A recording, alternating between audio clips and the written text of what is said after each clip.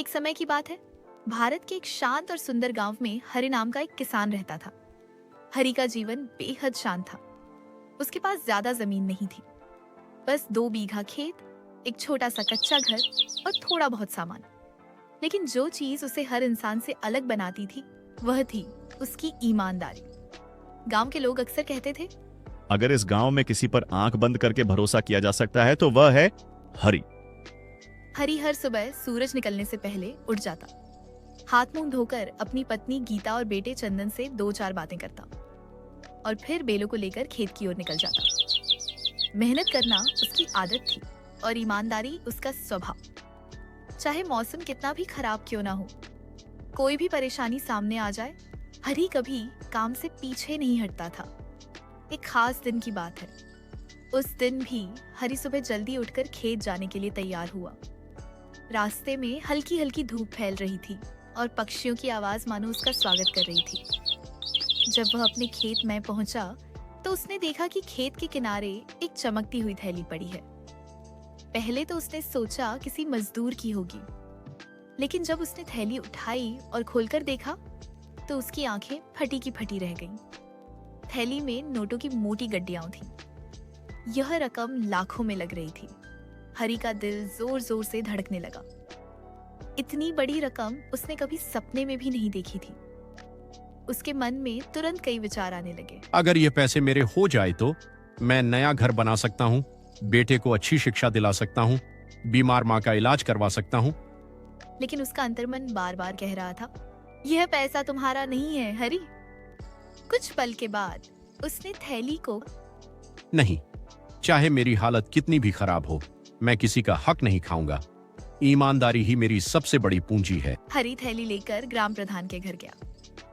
प्रधान जी सुबह का अखबार पढ़ रहे थे। हरि ने थैली आगे बढ़ाते हुए कहा, प्रधान जी, ये देखिए, मुझे आज खेत के पास ये थैली मिली है। इसमें बहुत पैसे हैं। पता करें कि यह किसका है। प्रधान जी हैरान रह गए। वे जानते थे कि इस गांव में हरि जैसा ईमानदार आदमी ढूंढना मुश्किल है। उन्होंने तुरंत गांव वालों को बुलाकर ऐलान कराया कि किसी की पैसे की थैली गुम हुई है क्या। सभी गांव वालों को सूचित किया जाता है कि हरि को उसके खेत के पास से एक पैसों की थैली मिली है।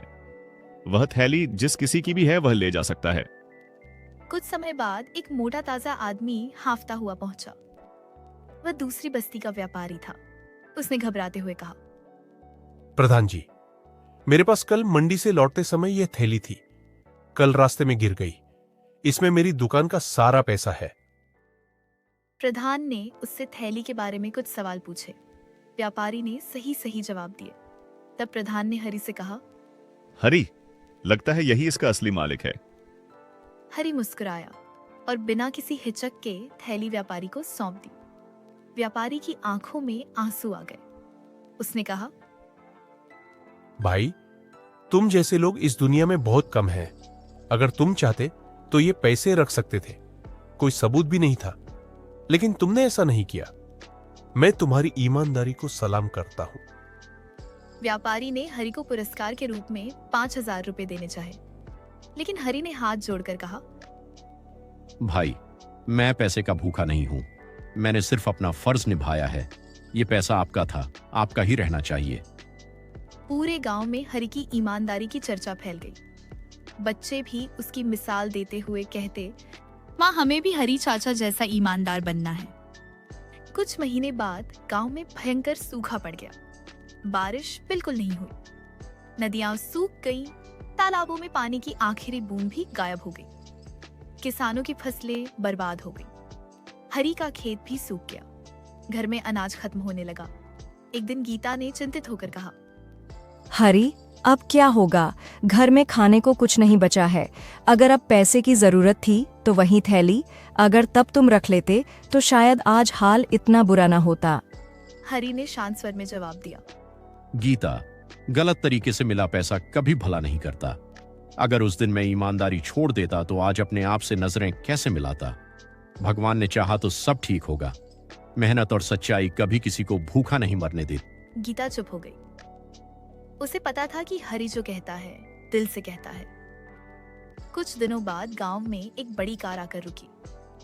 उसमें से वही व्यापारी उतरा जिसे हरी ने पैसे लौटाए थे। उसके साथ जिले का अधिकारी और कुछ पत्रकार भी थे।